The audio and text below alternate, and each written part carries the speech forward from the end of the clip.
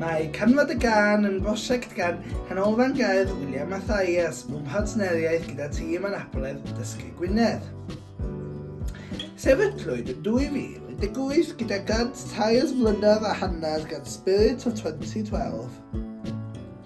Ers hynny, mae Canfod y Gan wedi bod yn gweithio mewn 3 lleoliad ar draws Gwynedd, sef Gaernarfon, Pwllheli a Harlech, yn darparu sesiynau cerdd, creadigol a chyfleoedd perfformio.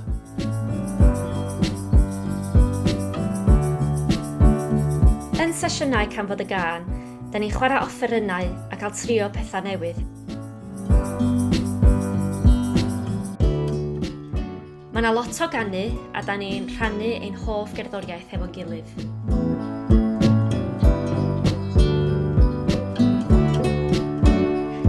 Hefyd, da ni'n hoff iawn o sgwennu a recordio caneuon gwreiddiol da ni wedi gwneud ein hunain. Ond bwysicach fyth, da ni'n cael lot o hwyl.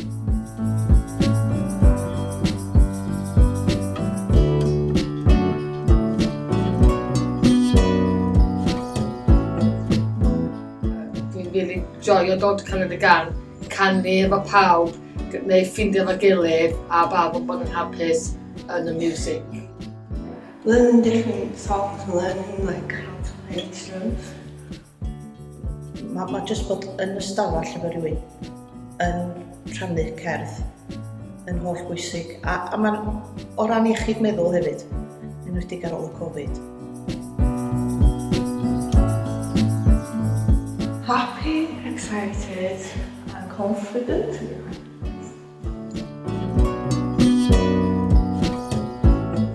Lot. Means a lot. Yeah.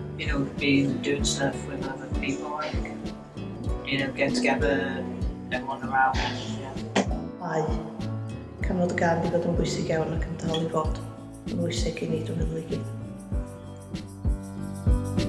Dyna di'r pethau sy'n nghadw i fynd.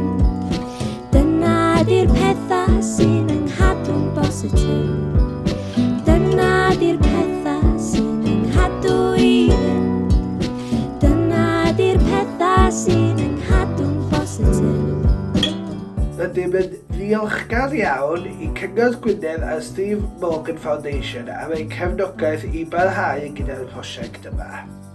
I wybod mwy am Canfod y Gan a datblygiadau cyffrous ar y gweill, ewch i'n gwefan www.canfodygan.cymru a dilynwch ni ar cyfryngau cymdeithasol @Canfod y Gan.